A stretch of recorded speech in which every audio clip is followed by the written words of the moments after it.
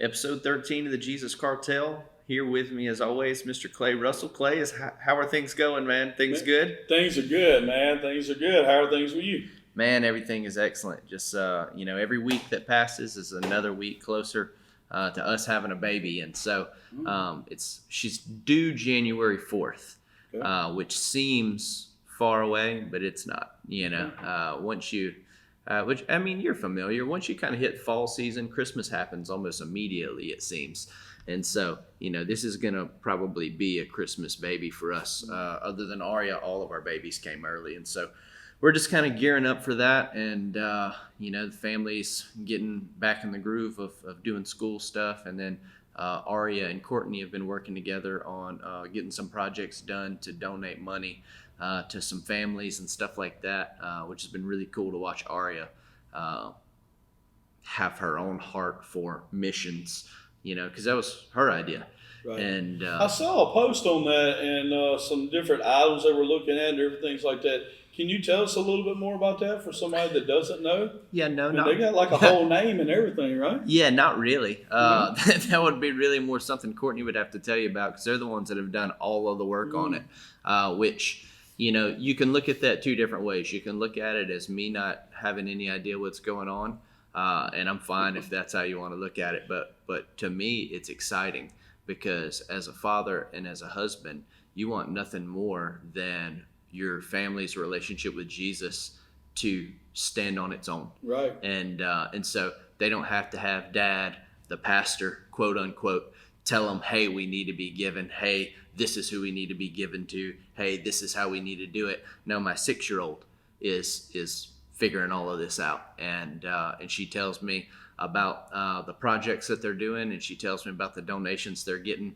But it's like, I think it sounds Spanish. That's why it doesn't ring a bell. So they're making some items and selling some items and giving Yeah. money to missions and Yeah. different projects like that. Yeah, and all the proceeds have been going to the families, and they had like a hope, I think, to get like $180 or something like that, which was going to feed them for, I think, 6 weeks. The families for about 6 weeks, which is a really, really cool thing. And then the community.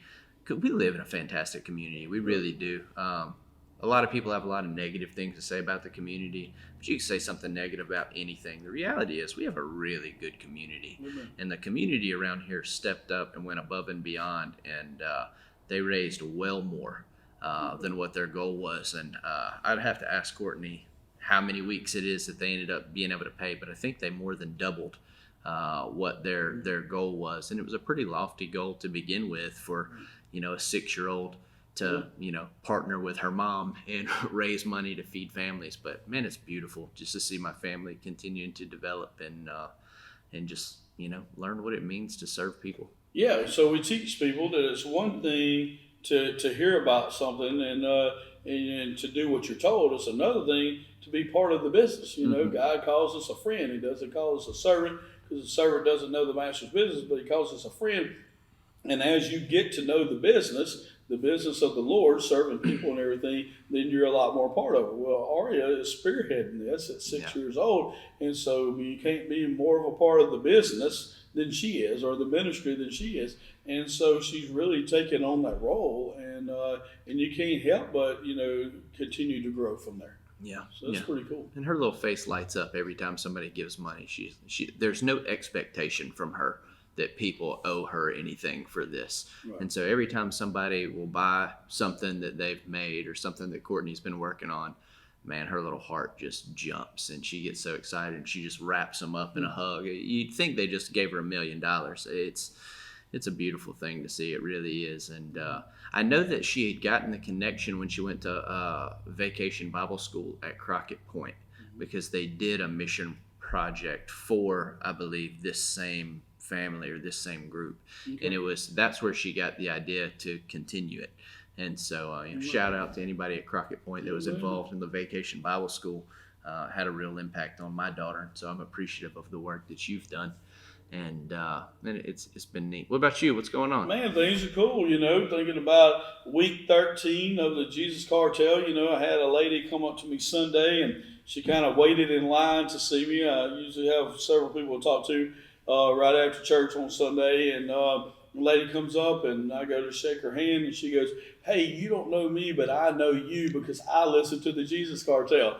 And I'm like, "Well, that's really cool." And it was one of our clients' moms that decided to come up to the service, but he had told her about Jesus Cartel and the fact that the Fresh Start guys watch, our podcast every Sunday night. So she wanted to learn, what her son is learning. So she jumped on and she's caught up with all the episodes, I think. So very proud of her. So I thought that was pretty cool. Get to, be known from the Jesus Cartel. Yeah. And our viewership has remained pretty consistent over the month. I thought that it had dipped down. I looked and I was like, man, and but then I looked the next day and it was right back up. It was just kind of a weird day or weird timing of the month. But the very next day, it was exactly what it has been for the last 2 months. And so, we're encouraged to have consistent people that are paying attention to what the Lord's doing in and through the lives of the people in our community, and just being a part of these conversations, whether you agree or disagree. I hope that it's helping to shape and mold you and push you some way closer to Jesus than you were when you started. And, I have people that will just come up to me and quote lines of Jesus Cartel or text me lines of Jesus Cartel. And, and at first I was like, well, they just want me to know that they're listening. But no, they're really taking this and doing it. I even see different Bible studies and that are discussing the same topics that we're discussing, and then there's certain people like, a lady told me, she listens to us every Saturday morning, so that's kind of her routine of when they listen. So I think that we're becoming part of people's routine. Hey, that's really cool because, we didn't even know that this would be a routine, we didn't know that it was going to be filmed every week and come out every Friday and how exactly that was going to work. But I've really enjoyed it. It's one of the highlights of my week to come here. And for those of y'all who don't understand, there's a lot that goes on to get this process started. Then there's a lot more that goes to get it finalized once we do it. All I participate in is showing up, right? So when I get here, Andrew's got all the stage set, he's got all the mics, the lighting, everything set to try to make me look better than I really do. And he's got it all right ready to go. He's got the questions, he's got the comments, he's got everything ready to go. And I just show up with no pen, no paper, no laptop, nothing. And I just talk. And then when we finish, I hit one little button, send that to him, and then I leave, and he does everything else. So if you really enjoy the Jesus Cartel, be sure to give props to Andrew because he does all the work. It's not that bad. Yeah. So get to know you segment for this week. I think we just did that pretty good. Yeah. I show up, you do all the work. That's a get to know you segment. Go ahead. We've been talking some about over the last few weeks about different things like involving like what did you do before ministry? What was your childhood like? We've talked about some different stuff like that. And then, dealing with my daughters and all the stuff that like I'm seeing them really enjoy as children, it made me think of this. Are there any like items that are just like really nostalgic for you? Like, is there something that when you see it or when you experience it or when you're around it, that it just takes you back? Because I got several, and I was curious. Do you have anything that just off the top of your head just kind of... Well, so when I was a child, music was our big deal. So any pictures of me has to do with pots and pans and being in the kitchen. So my mom's in the kitchen, and I'm playing music, quote unquote, for her. And that sometimes involved a strainer on my head. It involved wooden spoons or sometimes metal spoons. And it involved me making music with her pots and pans. So I've always enjoyed being in the kitchen. I love to cook and stuff. And that's probably where that comes from, is being in the kitchen with my mom, performing for her on her pots and pans with her spoons and stuff when I was little. So anytime that, me and Miss Becky are in the kitchen together, or my mom lives, in a mother-in-law house across the concrete from us. So her and I find ourselves in the kitchen together quite often. But anytime I see that setting, it makes me remember that little boy with long hair sitting there with just underwear on or whatever, with a strainer on my head, playing drums. And I know that had to be the hardest thing in the world for my mom to concentrate on cooking when I'm making all that noise. But I never remember her one time telling me not to do that. So maybe that's what I need to do today is just go over there and beat on all the pans to make her happy again. But anyhow, so that's the first thing that comes to my mind. Yeah, you let me know how that goes. I would love it. Get someone to film it too. I'd love to see our reaction. There's a few things that just when I'm around them, I see them or I cross their path that just man, it literally takes me right back there. One is there was a bubble bath called Mr. Bubble. Okay. It was a pink bottle, and the bottle was had a little man's face on it, and I can smell it right now. Like I know exactly what it smells like. And when we had Aria, that was one of the first things that I tracked down was Mr. Bubble. And if you grew up in the 90s like I did, Mr. Bubble was a part of your childhood, whether you even realize it or not. I would highly encourage you to get some Mr. Bubble. Just take a whiff of it, and let it bring you back. Another thing that was like that is Big League Chew. Yeah. The bubble gum that's it was a staple of the ballpark growing up. You know, everybody had Big League Chew. The grape was the best, if you're not familiar with all the flavors. So that was another one that, like, when I see it, occasionally I'll pass it in a store somewhere, and as soon as I see it, man, I'm 7 years old at the ballpark, and you know, I can see it's weird how it triggers other memories and things that, you know, you forget about. Super Nintendo, playing Super Nintendo with my dad. Donkey Kong was what we played together when I was real little, and I don't know how much playing I actually did. You know, I think that I was playing. I know we did it every day. But man, I'll never forget that. And now I play Donkey Kong with my girls. Not every day, but, you know, a couple times a week at least. And we played last night for a while. And so that's a thing that I'm trying to, you know, I want them to have those same type of memories. And probably the last one is a hollow core bouncy ball. The ones that are, you know, they're rubber, but the inside is empty. Those things, man, anytime I see one of those, that was how the majority of my childhood was spent, is bouncing those off the side of a house or you know, whatever cabinets inside, whatever I could get my hands on to throw it at that my mom wouldn't get mad at me for. She didn't like when I bounced them off the kitchen cabinets, but nonetheless we did it anyways. And so those are just some things from my childhood that man, they just stand out to me. They stand out to me, and I enjoy thinking back to those times. And you know, when I think about what we're doing here with the podcast, man, it excites me in the same kind of way. You know, that 10, 20 years from now, we'll be able to look back on the time that, because I don't know how long we'll be able to do this, but to be able to look back on the time that we found a new way to pour into people. And, you know, I hope that this is something that my children have, you know, when I'm gone, and they can go back and look at, you know, when their dad was young and ministering to people. And we had a good episode last week too. I hope that they see last week's episode. You know, we were talking about the, you know, how do you know if you've opened some doors that you shouldn't have opened, and how do you resist temptation when it's you know, really, you know, you're in that big moment. And I think that we did a really good job breaking some of those things down. Did you get much response from last week? So far people seem to really enjoy that. I think when people see our strength and see that we make things simpler than they make them, that they find strength in that.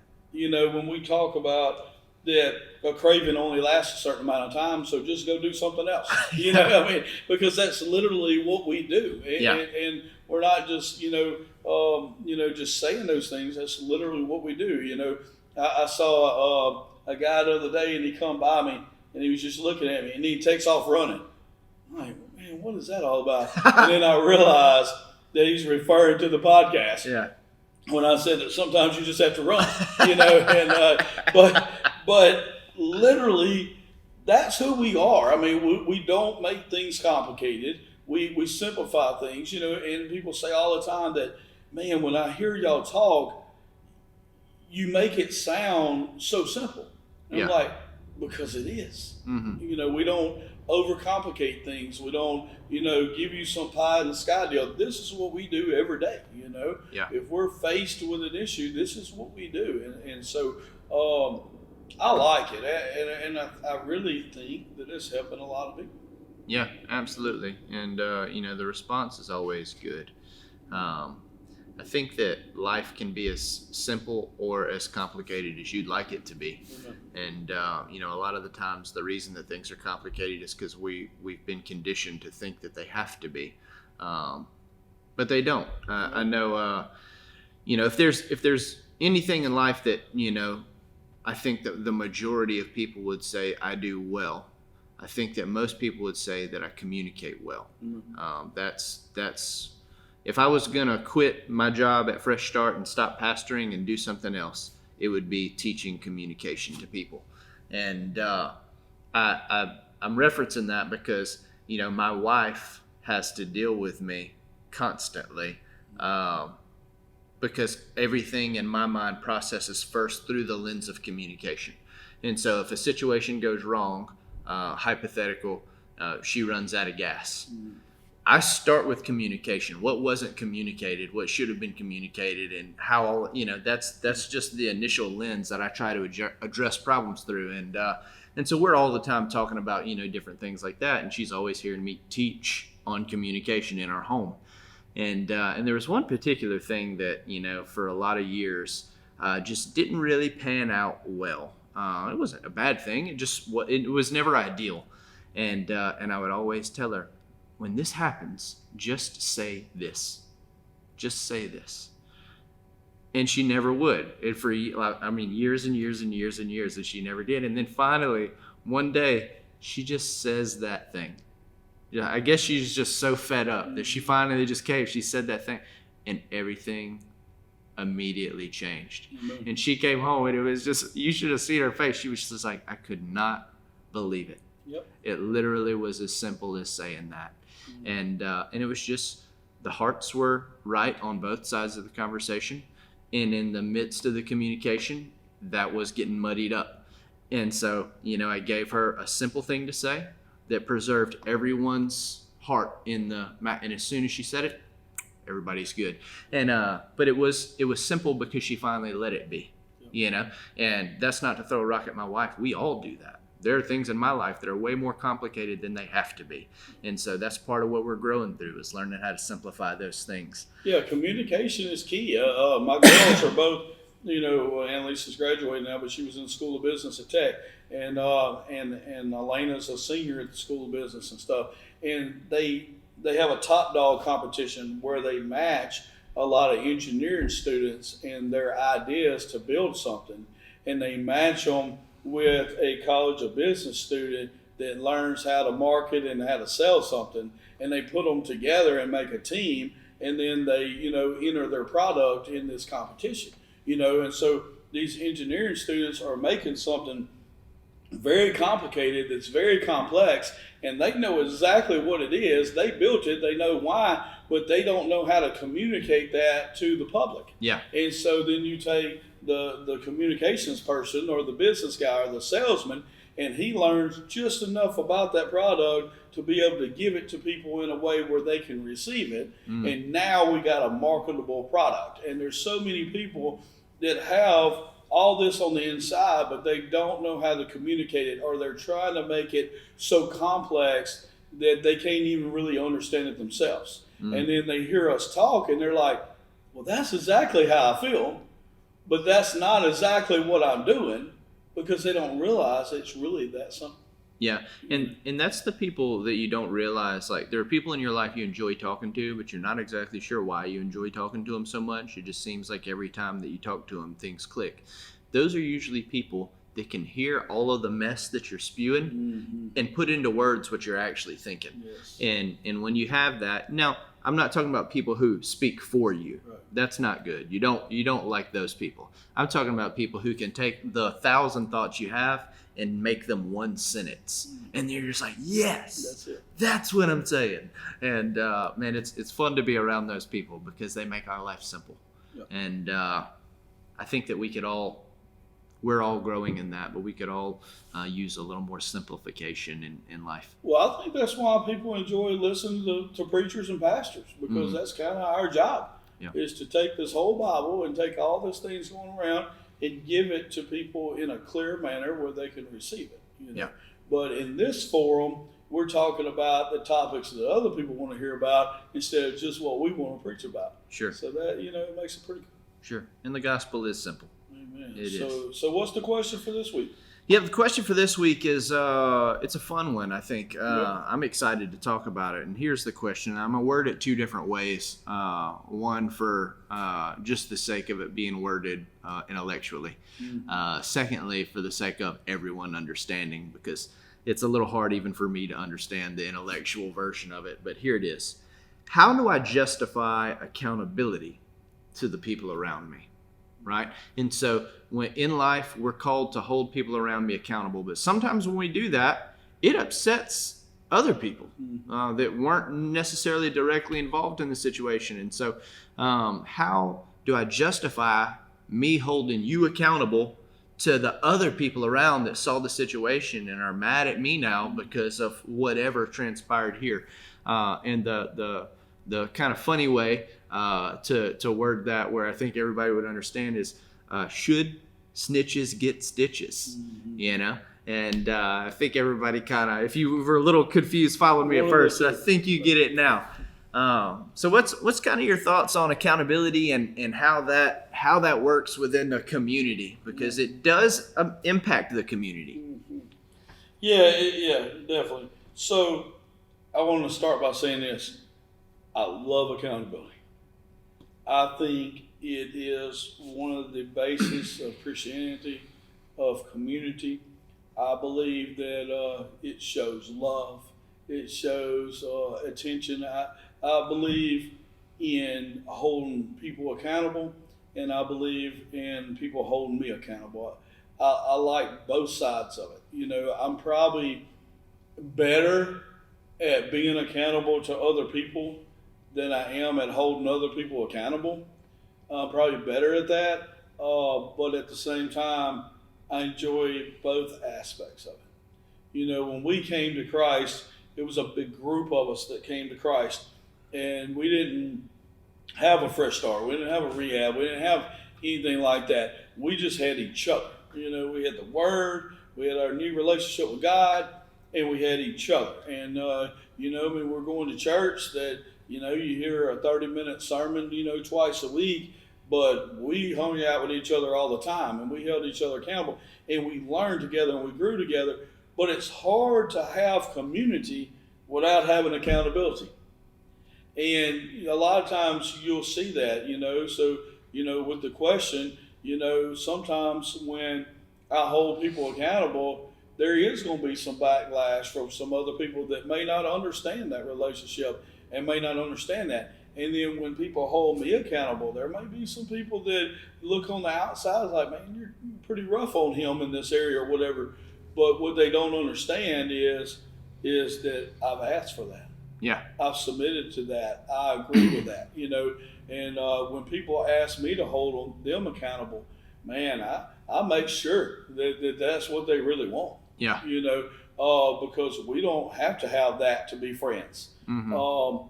But if you're asking me to hold you accountable, then I'm going to try my best to do that. Now, like I said, if there's an area I fell in, that may be part of it, is that I have so many people around me that would like me to, hold them accountable and stuff. I probably don't do quite as good a job at holding people accountable as I do being accountable to people. But I love both sides of it. I love the fact that people can depend on me. Yeah. I love the fact that praise team practice starts at 9 o'clock on Sundays, and if I'm not here by 8:45, that they should go looking for me. Yeah. Because I'm going to be here by 8:45 every Sunday. It's not that I've ever said that. It's just the way it is. A lot of times in the fall, we go to football games on Saturday nights in Baton Rouge and stay in Baton Rouge, and then I drive in, and I'm still here by 8:45 every morning for praise team practice. Yep. Praise team practice starts at 9. I'm going to be prepared to be ready to go. I like that. I remember the first time It was probably 5 years ago, and Brother Dave told me, he said, now keep in mind, I'm not some official staff member of River Life or whatever. I serve, and he come to me and he goes, man, I don't mean anything bad about it, but I just want to tell you that I think this was the first Sunday that you've ever missed that I didn't know about. We've been together 22 years. Yeah. And you've missed very few Sundays, and this was probably the only one that you've ever missed. He said, I'm fine with it at all. He said, but I just got to thinking about it. It's probably the first one that you never let me know about. Mm. And I said, well, hey, I apologize. I told you 2 weeks ago. I forgot to remind you this week. Mm. And I reminded him when I told him.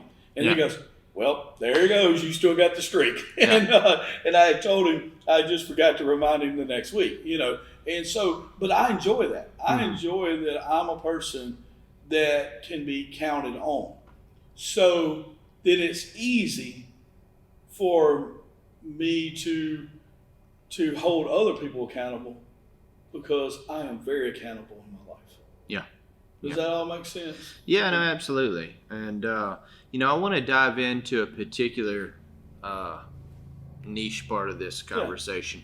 Yeah. Where do you think that the backlash comes from? So it's like if I hold you accountable and it upsets the community around you, and I don't even necessarily want to use you as an example because you're really probably not doing anything that would upset the community. But let's say hypothetically that you weren't you, and you're just a regular guy. You get held accountable. There's some repercussions you have to suffer because of me holding you accountable. And now everybody around you is mad at me. Where do you think the backlash comes from for the people around you? Not necessarily me and you, but the people around you. I think that as a whole, including Christians, that we will justify people straight to hell. Meaning, well, if you knew how he was raised, or you knew the way he come from, or you knew this about him, then you would be a drug addict too, or you would do this too, or whatever.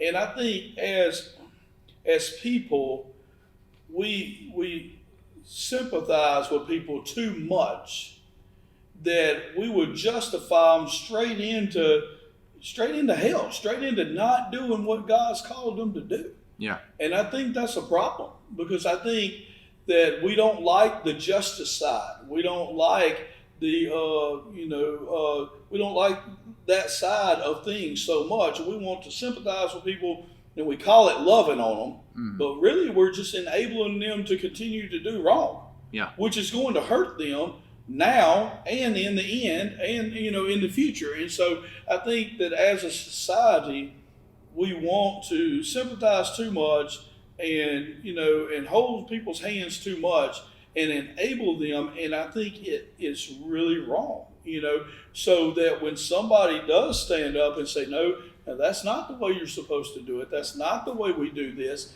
then we have more resistance than what we should, because other people want to take the easy way out and hold their hand. But the problem with that is that that's not fixing the person. That's not making them better. And there are consequences for our actions, and the decisions we make today do determine the rest of our lives. Yeah. And so I don't want to surround Pastor Danny Reed of Cornerstone Church, a great friend of mine and yours. He said one time, I don't want to just hang out with Danny Reed fans. Yeah. He said, I want people that are going to be real with me, somebody that's going to be truthful with me, somebody that's going to tell me, hey man, I think you're messing up in this area.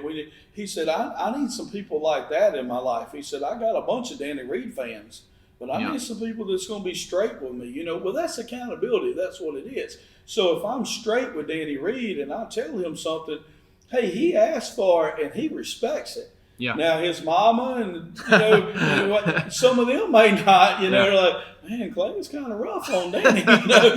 But at the same time, Danny Reed's come to me and said, hey, I need some people like that in my life.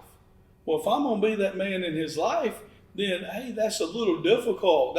That's a little messy sometimes. Now I'm not saying he does great. I don't ever have to do that, but I'm just saying people don't want to get messy. Yeah. People want to feel sorry for people, but they want to have sympathy on people. But that's not the same thing as empathy. And they don't want to be messy. They don't want to get messy. And sometimes holding somebody accountable is messy. It's difficult. And it's trying. And it takes time. And it takes patience. And it takes perseverance. And that's not a lot of qualities that a lot of people want to have. Yeah. They want to love you from afar. They want to feel sorry for you. And they want to justify you straight into hell. But they don't want to hold your hand through the mess and move forward and deal with the pruning process. Yeah. But make no mistake about it, in Christianity, it is a pruning process. Yeah, absolutely. I mean, it very much is. So things are difficult. And so I think that a lot of that backlash comes from people really not being committed. Yeah. You know, they're not really committed to helping that person. They'd love to see that person be better, but they're not committed to them. And so because they're not, then they want to have backlash on people that are. Yeah. You know, I've seen people, in Fresh Start that, they're in Fresh Start, they seem like they're doing good, and then they find a way to go get some pills out of somebody's car or something, or whatever, and they take they take these pills, they bring them in the center, they take a couple of them, and they give a couple to another guy or something.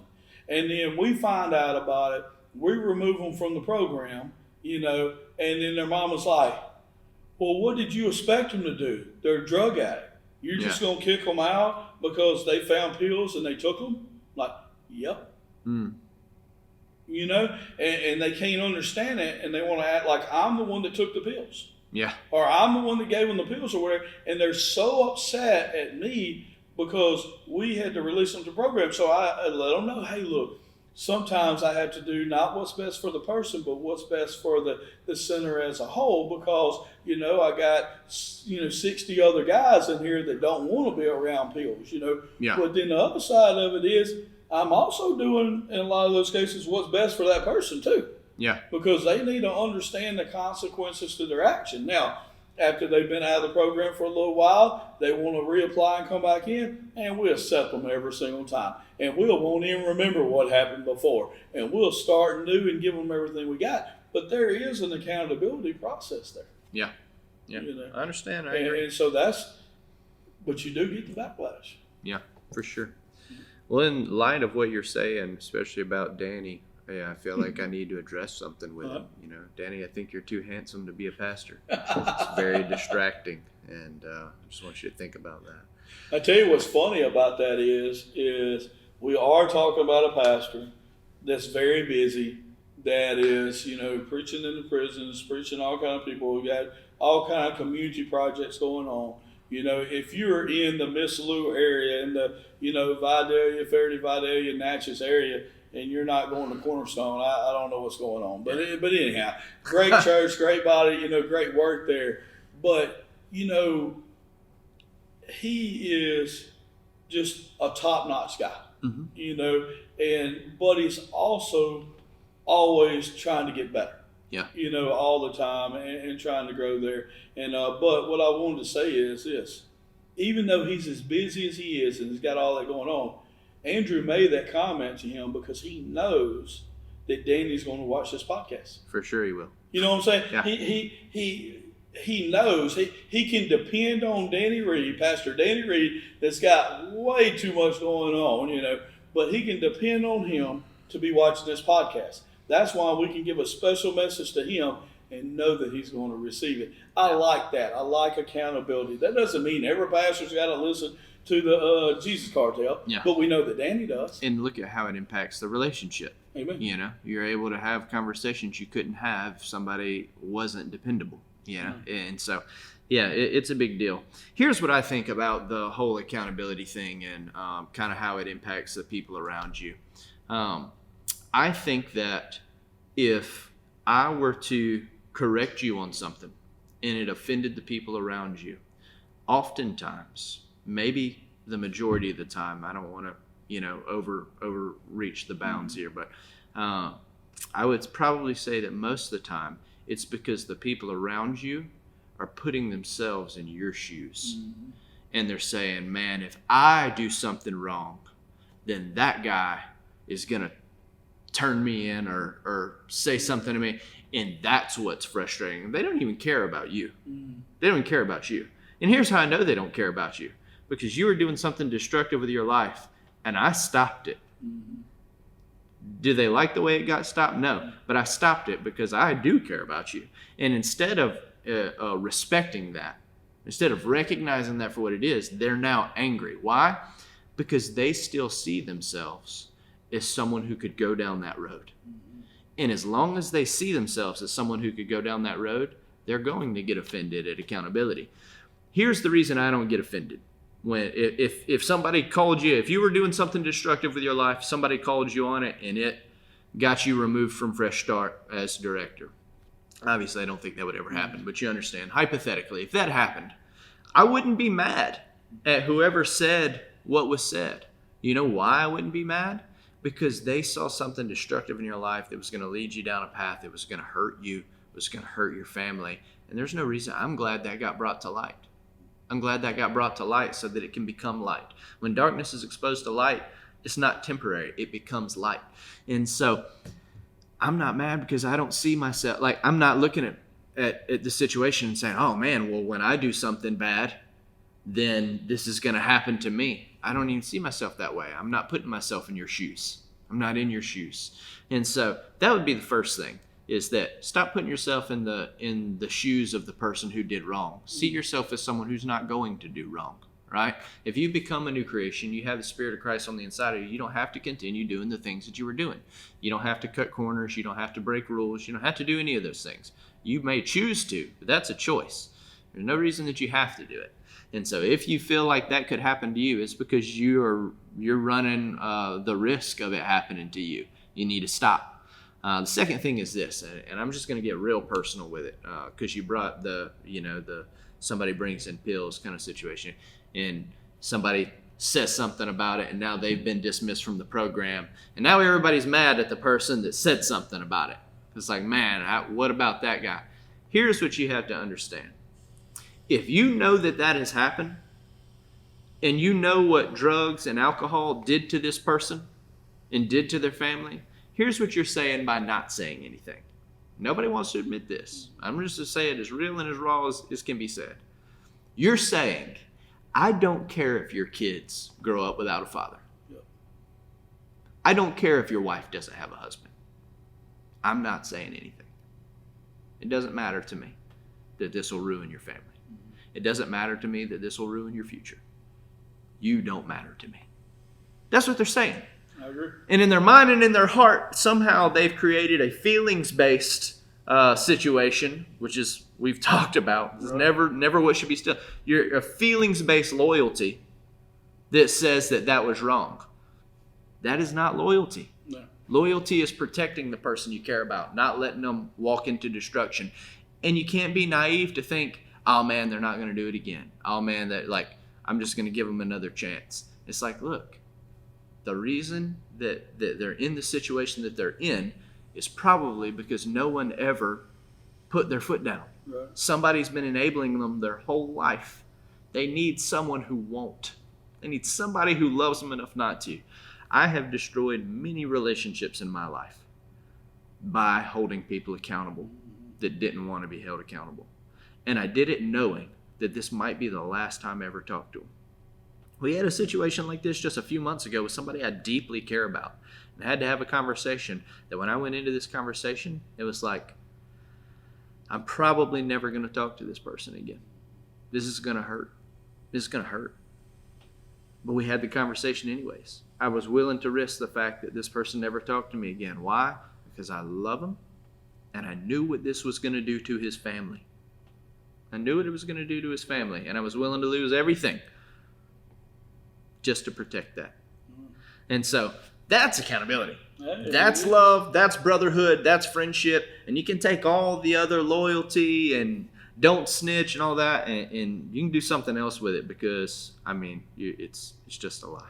Yeah, we talk about, you and I are both good communicators, and sometimes uh, we can take a situation and communicate it in a way where people can understand it and receive it, and kind of caress the situation, but still get our point across.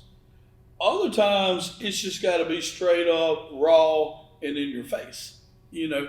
And you got to love somebody enough to be able to do both, and be able to know how to do both. You know how to, know how to ease into a conversation when they're, just straying off a little bit, but how to be a little more direct when you need to be, and not scared. Um, there's something that I want to address.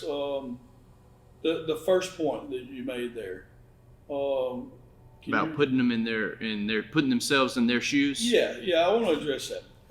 And like I said, we're getting a little personal, but it is what it is.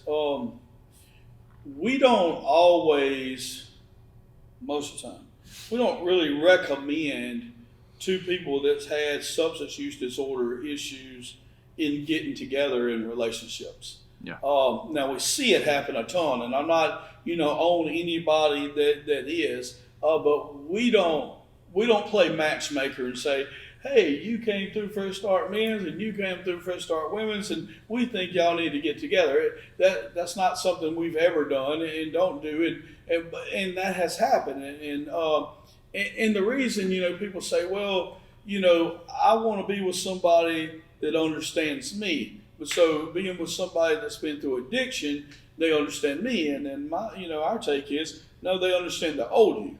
Yeah. Which is problematic.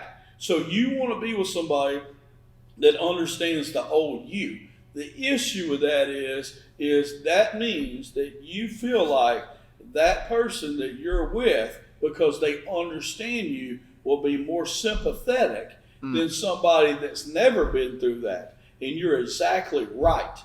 And that's the exact reason why you shouldn't. Yeah. you know what I'm saying? And so, and I'm not condemning people that, was two former addicts that, got saved and came together. Hey, we got some friends like that. I'm just saying it's a lot more difficult because, when I would try to go, off the wrong track, maybe back to my past or whatever, there's my wife that has never, experienced any of that. And at first hint that I'm going this way at all, she's going to put her foot down. Yeah. And then, me the same way with her in some other areas. And so we hold each other accountable. But if she put herself in that place and said, well, I better not be too rough on him, because I could see myself going down that same road one day, and I wouldn't want him to be too rough on me, like what you were talking about, then that's when it's really problematic. And that's what we see with people that's dealt with the same form or lifestyles being together. Yeah. Because my wife could never see herself, use alcohol and drugs and bars and all that. She could never see any of that. So because she can't see it, she can't understand it. And because she can't understand it, then she's going to put her foot down with me at first hint of anything like that, because she can't put herself in my shoes. But if she could put herself in my shoes, like you're talking about with accountability, then she's going to be way too sympathetic with me and way too lax with me, because like you said, she could see herself being, it has nothing to do with me, it has everything to do with her. She could see herself being in this predicament one day and would want somebody to be, more understanding with her. So, it works on the accountability side, but it also, works just in life.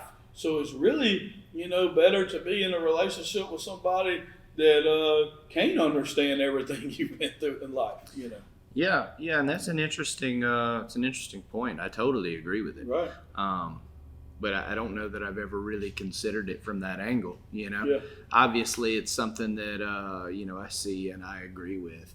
It's just not something that I would have ever verbalized outside of the way that I verbalized it, because there's obviously a reason we don't recommend that. Right. But I was never really sure. I guess, what that reason was. I just knew it wasn't a good idea. Just because statistically we've seen it fail so many times. But I never tried to pinpoint why exactly. But I think that's probably the bread and butter of it. Yeah, I looked at the numbers one time, and if you take the number of couples that have both had substance use problems in the past, then they come to Christ, then they get together, and then one of them relapses. If you look at the statistics of even if they relapse one time for 1 minute, if you look at the statistics of where their relationship goes from there, it's usually not good. In most all the cases, both of them end up relapsing. To some degree, and for some period of time, and it's because they're not going to hold the person accountable the way they should, because just like you said, they can see themselves being in that position, and they don't want to be in that position. Whereas my wife could never see herself in that position. Courtney could never see herself in that position because it's so far away from anything that they've ever done in life. They can't put themselves in my shoes. And guess what? That's a good thing. When people say, well, you've never walked in my shoes. Well, that's good. Hey, that's a good thing. We don't have to learn everything the hard way. We don't have to learn everything through trial and error and messing up and walking in your shoes. I don't have to have been what you've been through to be able to minister to you. Jesus hadn't been through those things. Jesus was one of the best teachers on marriage, and he was never married. And so anyhow, I think that sometimes that when we can put ourselves in that place, sometimes we don't hold somebody as accountable as we do. So anyhow, the world will see it the other way, but I think that we made some good points on that side. There is no other argument. You can argue it if you'd like to, but it can only be argued from a selfish perspective. You can't argue it from a legitimate, I care about the person who was wronged or who was did wrong. Who did wrong or who was told on, or however you want to word it. You can never argue it from the perspective that you care more about them than the person who held them accountable. Now, there is a flip side of this that is wrong and is negative. And if you are trying to out people to raise your own position, you got a problem. You got a problem, and that's not good. That's not good, and that's not something that we encourage. Like, if I work for you at Fresh Start, Ryan works for you at Fresh Start. If we're all friends and buddies, but if every time I'm around you, I'm trash talking Ryan and bringing up little things that Ryan I don't like the way that he does them, or thinks that maybe he's not working as hard as he should, and I'm just constantly in your ear about that. That's not accountability. That's not love. That's me trying to demean him so that it elevates myself. That's not good. We're not encouraging that type of behavior in any way, shape, or form. So no, that's not good at all. But if you see somebody hold somebody accountable and it doesn't elevate their position at all, that was done purely out of love. That was done purely out of love. The first one you're talking about is malice. I mean, you're committing malice to somebody, and man, I hope I never commit malice to anybody, because you're specifically doing something to hurt somebody else and trying to elevate yourself at the same time, or elevate yourself enough that you don't care if it hurts somebody else. That's definitely not what we're talking about. But we are talking about true accountability. When I walk into a room, when you walk into a room, I know lots of times when I walk into a room and people know that I'm there, conversations just stop. They don't even shift. They just stop. It's just like people were talking, and I walk into a room, and now they're just not talking anymore. Because they can't think of a good way to segue out of whatever they were talking about that they don't want me to know about. And I'm not talking about when I walk into a room at Fresh Start. I'm talking about anywhere. I'm not the guy that's going to hang out with things that are going a different direction than what I think they should be going. Now, I'm not going to just always flip the tables over, and call it out, but I'm not going to stay there. I may walk right into a room and walk right out. But while I'm in that room, the atmosphere is going to change. When you walk into a room, the atmosphere changes, and it changes for the better. not for the worse. Now I don't want it to be that, well, Clay walked in, we better not say nothing. But at the same time, hey, if that's what it takes for you not to say the wrong thing, then it is what it is. Yeah. And that's not what we're trying to accomplish. So what we're trying to accomplish is trying to develop really good relationships and be able to help people reach their full potential in Christ. Yeah. I'm not here to try to call everybody out on all the stuff they do wrong. Nothing like that. But at the same time, if you want to be better, you got to make some changes. Yeah, absolutely. You can't just keep doing the same old things and expect different results. It's not going to happen. I can tell you what it makes me think of. In Scripture, it talks about how you can't serve two masters. Amen. Right? And so I think that that's a lot of what this has to do with is who are you trying to serve with this position? Why does it say you can't serve two masters? Well, it's really simple. Yeah. Because if your focus and devotion is split, then nobody gets the fullness of who you are. Nobody gets your full commitment. Nobody gets your full honor. And so you can't serve two masters, one, because God isn't interested in half of you. He's not. Or whatever percentage you wanted to get. Yeah, he's not interested in 99% of you either, right. Just to be clear. And I think that's probably the distinction that a lot of people make. They say, okay, I can't serve two masters. That means I can't split my time equally between God and something else. It also means you can't split your time 99-1. Right. Like he doesn't want it split at all. He wants all of you, your wholeness, your attention, your love, your devotion, everything that you have to offer, he wants pointed his direction. And if you'll point all that his direction, he's going to pour something back into you that you'll then be able to pour other directions.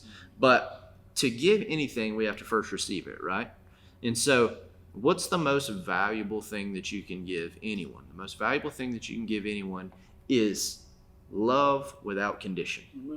Pure, unfiltered, raw love, no condition on the other side of it. Well, here's the deal.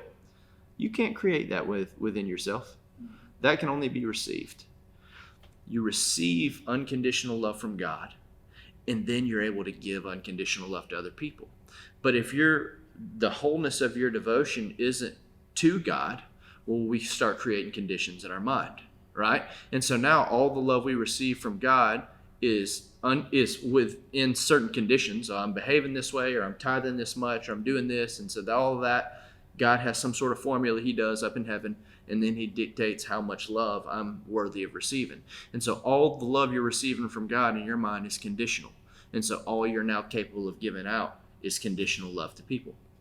And it just really doesn't have a lot of value. I don't want to say it has no value, but I would say very, very little, because people don't like being held in conditions for love.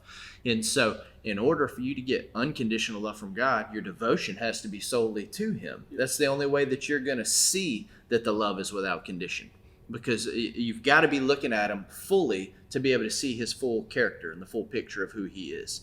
And if that's divided even a little bit, you're not going to see the fullness of who he is, and you're always going to create conditions for yourself. And so remove the conditions. He's not interested in two masters. It's just him. Focus solely on that. Receive that unconditional agape love. And once you've received that, he then expects and wants you to pour that out to other people. So a lot of times our focus is, man, I'm going to give 99% to God, but also, man, I got my family over here, right? I've got to give something to them. And God's like, no, you don't. Let me give you something to give to them, right? And it's a different way to look at it, but it is the reality of how everything was created and designed to be. And what he can give you to give to them is better than what your split devotion self was ever going to give to your family.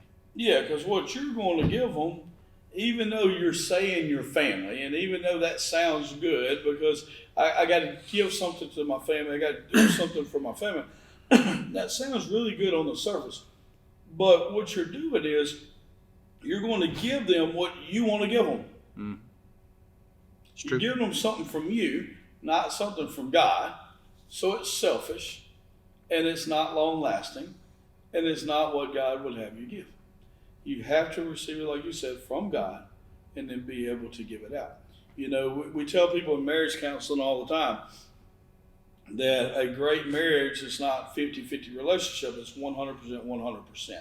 Well, our marriage relationship is a small scale version of our relationship with God. Yeah. So we're supposed to give Him 100%, not serve two masters, 100%, and then He is able to give us 100%, and then we can take what He gives us and give it out to other people. But it can't be of our own, because if it's of our own, then we're picking and choosing, and then it's selfish. Yeah. And so you can't serve two masters. We got to trust God 100% of the time. I see a lot of times, and I know you do too, where people trust God in their salvation because they're convinced that they can't save themselves. Yeah. So they trust God in their salvation. God, here's my life.